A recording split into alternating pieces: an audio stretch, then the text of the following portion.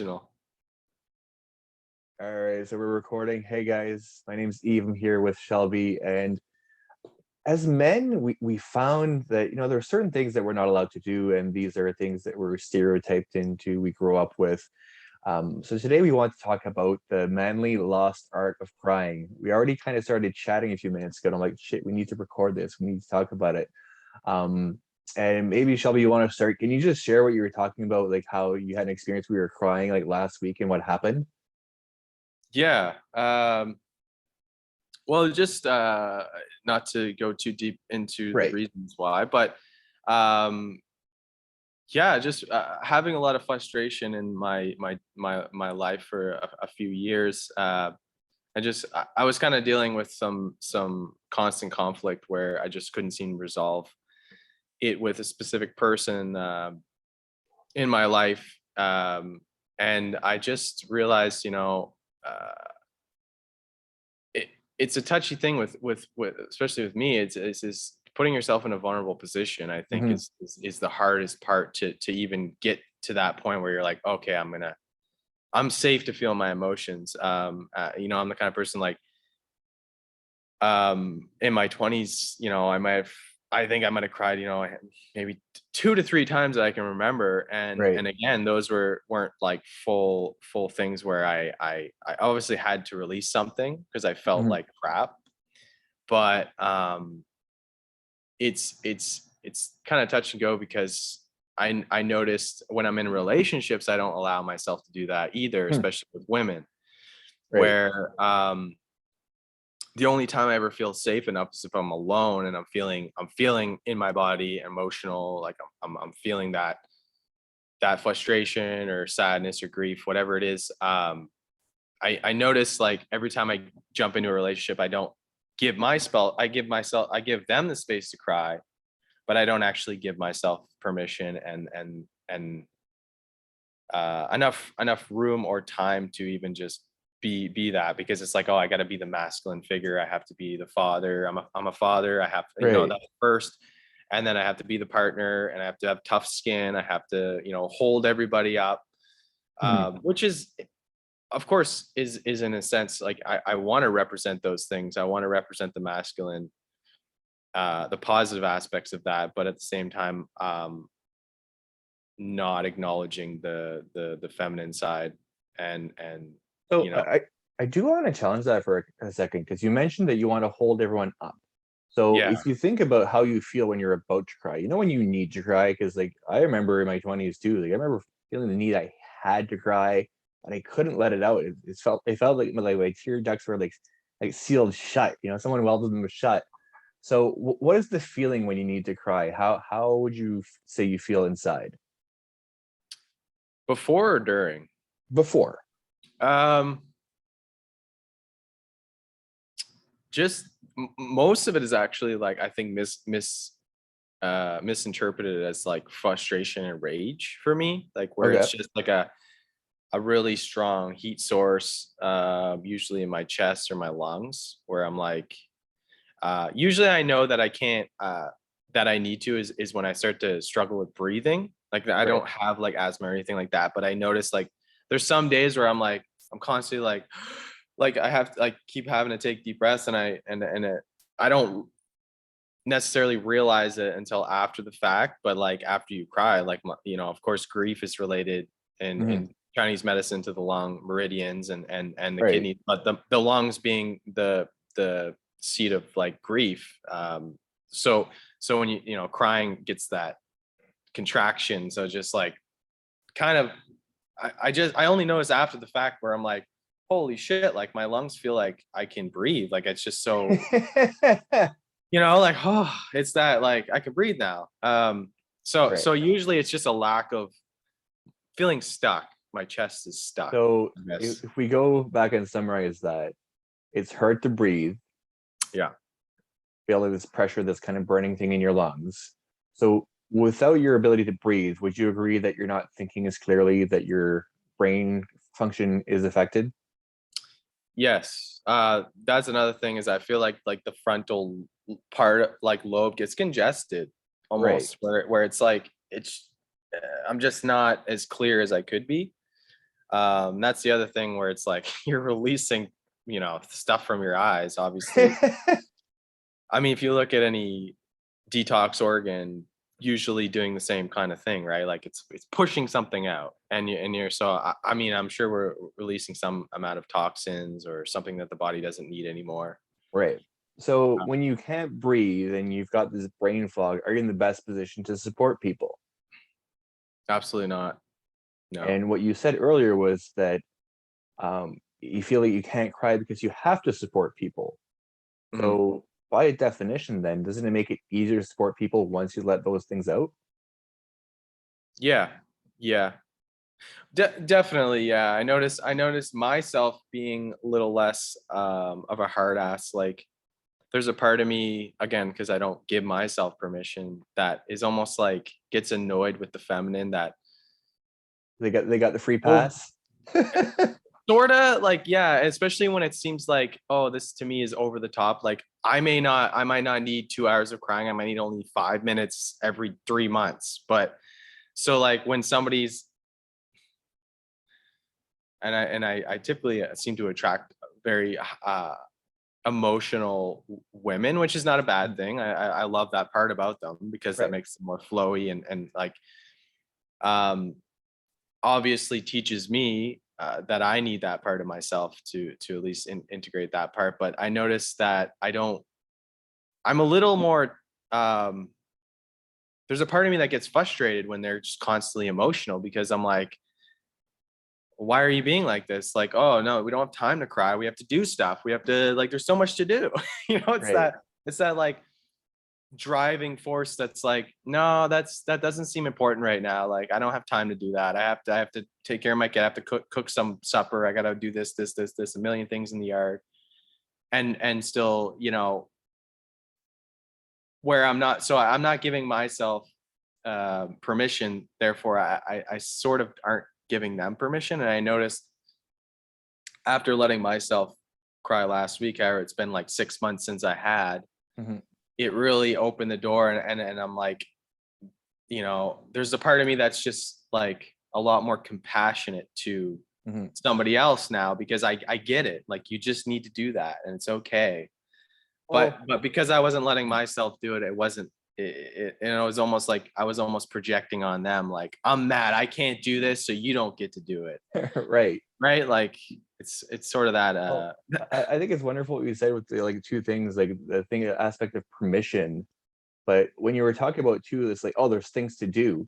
So would you agree that men have a tendency to kind of put emotions as like a almost we almost see it like it's something that hinders our doing rather than like a part of our normal function. Like you wouldn't say like, oh shit, like I have to stop and breathe because I just sprinted and now I'm out of breath. Like, no, we recognize that breathing is part of our normal function of our body. Yet with emotions, we're like, oh fuck, this is so fucking inconvenient. Here I am with emotions again. Ugh. it's pretty accurate actually. But the other thing I love that you said, and I told you before we recorded, I would be sharing this experience, was about having that permission. Yeah. Because as men, we're not supposed to, and sometimes I'll take that permission from another man because there's a bro code. It's something that like we don't even fully know it, like, but there are things that we just know, like you go, there's urinals, you leave the space when there's a space for a urinal. Like you do. That's just like how it is. Why Right. is it that way? I don't know. It's how it is. Been like that for thousands of years. You gotta leave Since urinals have space. existed, right? We leave the space. Like men have been social distancing for decades. Yeah. True, true. But yeah, I remember I was at a drumming circle. This is probably about 4 years ago now, and I really felt like I had support around me because there's a lot of women that I knew, a lot of people, and just before there's a speaking feather that went around, and I was just silent. I was just staring at the fire. I was like in a fucking pissy mood. I was like, no one talked to me, and that bubbling was kind of there. It was happening, and as soon as I got the feather, like I just started to bawl, and like I felt so supported. Like all these women just kind of felt like there were like angels that came all behind me, and like I was supported. But then it kind of like, it's like my hose kind of kinked up. I was like, okay, all right, well, I feel better now. Not fully better, but like, okay, I can't, that was enough. But then one of my friends there turned, and a man, right? And he came to me, he's like, it's all right, man. He's like, let it out. It's okay. And that just like, it's like, you know, when you're a kid, you're looking at the hose and you're like, someone just like unkinks it. You're like, ah, like water all over the place. And what I recognize is like looking back at that is that like we need to give ourselves that permission. And sometimes we might be in a close relationship, we might have the feminine person there supporting us, but they still aren't able to give us that masculine permission because that's the wall that we've put, that we Mm. were socialized with, that we grew up with. Like men don't cry, especially in front of other men. Like I also do a lot of my crying alone. Like sometimes I'm around people, I'm like, fuck it, I need to go for a drive. And then about 10 minutes into the drive, then it's coming out because I know that, you know, I'm alone. I have that space. But I think it's important to have that space. But another Yeah. aspect is that permission. So if you're watching and you know you don't feel it's all right to cry, if you have these things in your head, it's okay. You have my permission as a man to cry. There you go.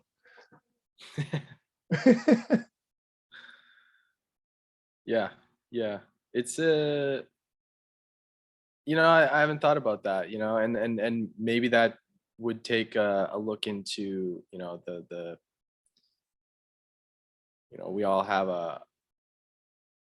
an understanding. Usually our perspective is kind of put on us by our father's relationship with his emotions, and I think Right. that's a big part of why some it comes easy to them and some it doesn't, because you have that generation before us that's like not kind of didn't have the compassion, didn't have it was more the understanding in the knowledge of how necessary it is to have that aspect of yourself. It's not just for the women to cry, so I think maybe the gap there is like we're relearning how to do that, and it's something Right. that our So fathers were either who were absent or just not able to do that. We didn't learn that from. That's how we learn, right? It's essentially the mirror neurons, like the mirror, like you're. That's how you learn all your mannerisms, like right. the way you walk, the way you talk, the way you act, how you think, how you act out externally, what you think internally. And I think the external, they say like subconsciously, the external is the manifestation of your father's more or less the masculine or the father figure is how you act in the external world. Hmm. So it makes sense, like what you're saying is that you need the permission from the external world to let your guard down, and then so the feminine can open up inside, or just that part of you to go into that. You know, there's something that you said too that I liked. I kind of picked it out. It was something about function, right? Like if we look at it as a normal function rather than this inconvenience. Because like you're like, Mm. oh man, like I have to like we don't like, oh, I have to shit. I'm gonna hold it in. Like I don't want to have to shit now. Like it's not time. But if we looked at crying, like or basically letting out of these emotions that are like causing us harm within or Right. emotional toxins, like I you should cry every day. Well, maybe not every day, but if As you're in much as your life where that's that's necessary. yeah. And you know, I think that men, a lot of men are already practicing practices that can help them with crying. So what I'm talking about is things like Wim Hof method and breathing. And a lot of men are extremely comfortable with discomfort. Mhm. One thing that really helped me because for the longest time, crying was not, I would say it was fun, but now like I'll have a, you know, 1 minute and done. And it's, oh, it's relieving. And it's almost like going straight to the good stuff. So Mhm. what it took for me is that I heard a guy speak about 3 years ago, and he was saying that he went to see a swami once, and that someone was really shaken up. They had a life crisis going on, and the swami just like totally went down on this person, like sit up, and the person's like, "What the hell? Like my mom just died." Like, and the swami was like, "No, no, sit up. We never close off." And that stuck with me. And later that day, like I was going through some grief, and because some stuff had showed up. I lost my grandfather the month before, and something just kind of like struck a chord with me, and like that sit up. And I was like, all right, whatever. I just sat up, and instead of this kinked like I just like bawled for like 30 seconds, 45 seconds. Then I was like, Wow. I feel great. I'm gonna go get a coffee. Like this is great. Um, and that combined, and another person shared with me that like the eyes are the seat of the soul, which a lot of people have heard that, agree with. But if the eyes are the seat of the soul, why would you close your eyes when you're crying? It's like look up to the divine, look up to God. So Mm, those two practices of really making sure I sit up and I'm breathing is like breathing to me is the most essential part to move these emotions. If not, it's just this kinked hose and like nothing's moving. But when I'm breathing, when I'm sitting upright, when I have my eyes open, it's like floodgates. And now it's like I remember I was walking in the woods, something came up, I cried 15 seconds and I was done. And I was excited. I was pumped because there was like no resistance to it. It just wow. came up, came out, and I was like, oh, this is a warmed here too. This is like, oh, cool. Wow. Yeah, that's I I've never really well, recently I actually I was listening to a podcast I don't remember who the gentleman was, but he was saying that the of course there's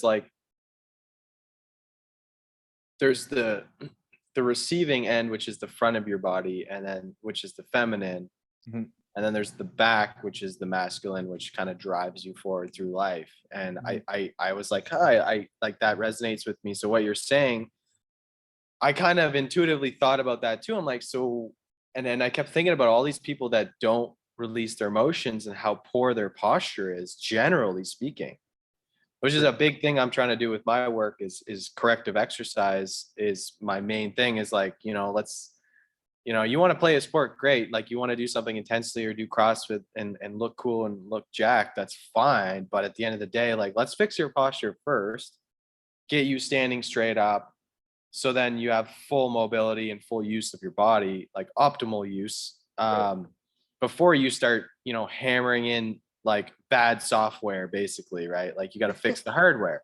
Dysfunction on dysfunction on dysfunction. Yeah, yeah. Let's just layer it more. So like now that you say that, it really is that actually hits home because I know a lot of people in my family per se that are very shut down, and very unexpressive, and don't feel a lot of emotion, not negative, but also not positive either. They don't seem to feel much. Doesn't seem like they're very Right. joyful, very Very happy, just down very, here. yeah. And then, Even yeah, like you said, if you're like this all day, it's a kinked hose, right? Like you can't. Again, that's yeah. It's literally the physical manifestation of being closed off. right. So that's yeah. That's actually a good point. Geez, maybe we should all. I don't know how you would open up the body, but like I know in yoga openers are very powerful. Probably my favorite because I need it the most. You Well, know. it's funny you mentioned that because about 4 years ago when I was working at Good Life, was one of the trainers. He's like, "Why do you always have your hands closed?" I was like, "What do you mean?" He's like, "You're always walking like this," and he was right, right? He's like, "Why don't you open them up?" I'm like, "All right." And the interesting thing is about after 2.5 hours of just consciously leaving my hands open, I got so rage like was coming out. I was like, I don't know what I'm pissed off at. Wow. I left work and I was like fucking went for the woods and and I was like that really started to solidify that connection between the body and our emotions. So then I went on this like binge. Like I was like on a Bosu ball with my hands hanging out to the side and I was just open. I'm like, all right, I'm just gonna open up. Like but that it could be as simple as that. Like I remember just lying in my bed like this for an hour because I'm like, oh, my chest is tight. I'm just gonna lie here and breathe for an hour and just see what comes up. Because Yeah. sometimes, like you might not think you have something going on, but as soon as you get into a yoga studio, because I remember the first time it happened to me, I did a heavy chest opening yin class on a Sunday. I was there with a friend, and after I was like, yeah, yeah, whatever. I just knew I had to leave.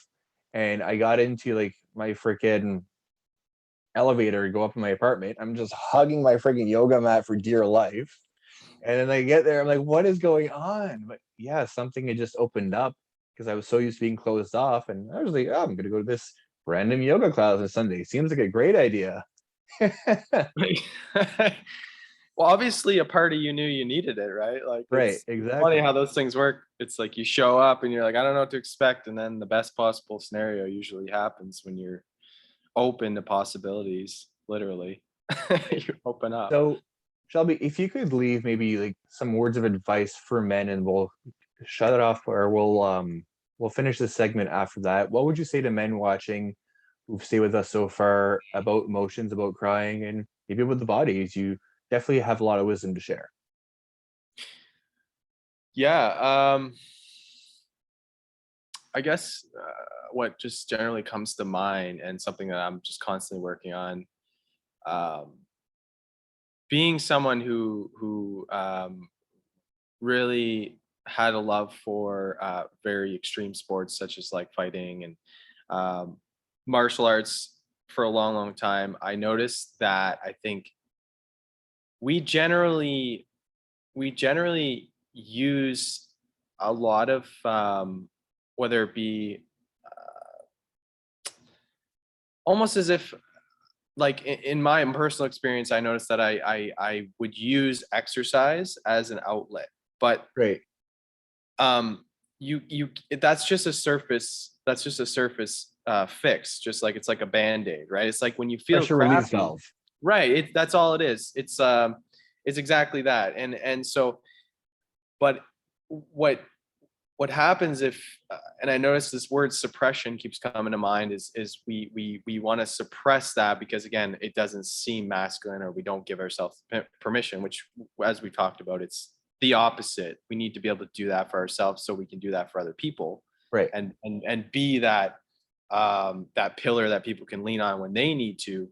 In order to do that, we have to be able to do that ourselves, right? Right. Exactly. But um I have this little saying. It's like it's a pretty silly mantra, but it's like, do you want to be a hard cookie or a soft cookie, right? Like, and when it Okay. comes to training, it sounds ridiculous, but I'm like, I know an optimal athlete, for example, has the perfect amount of elasticity in their muscles, mobility in their spine and their joints, but also has strength and speed and agility and all those, and balance and stability, right? Like those are all necessary to be a well-rounded athlete. So Right. if you take that over to like life in general, it's like we can be as hard as we want, we can push ourselves, we can be, strong and very masculine in terms of our constitution or the look of ourselves.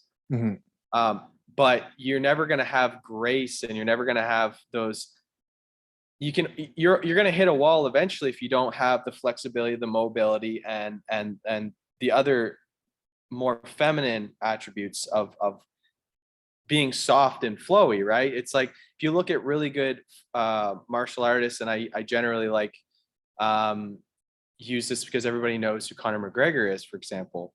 Mhm. Um, his whole thing is everybody else is a lot stiffer than him, yet he has one punch knockout, and he's just as jacked as everybody else. We all know these guys train their whole life. It's their absolute obsession to get to the top.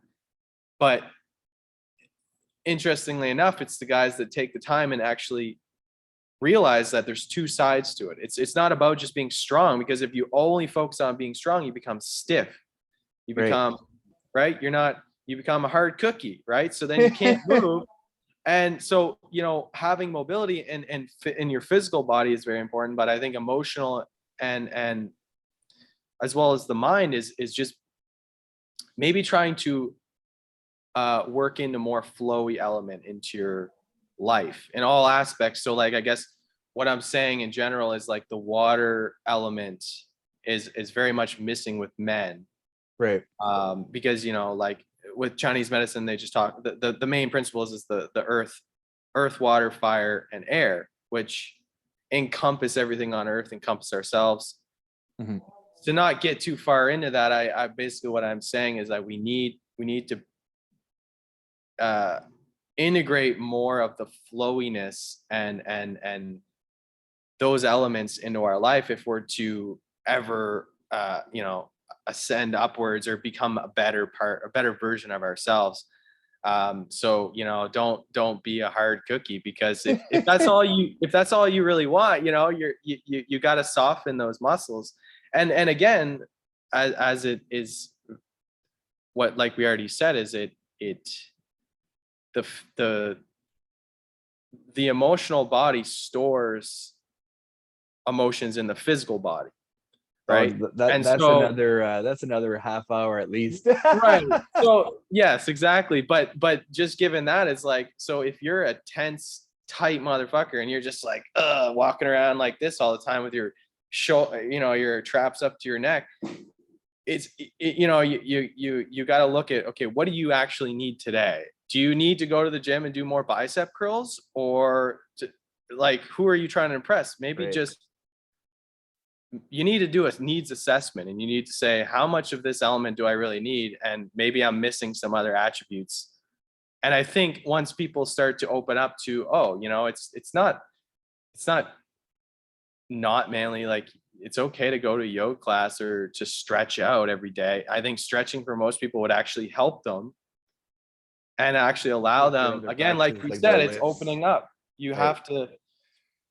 have to really um, be in your body. So make it comfortable to be in your body, first of all. Like, so stop hurting yourself. That's the other thing that I noticed men do, is they have this, I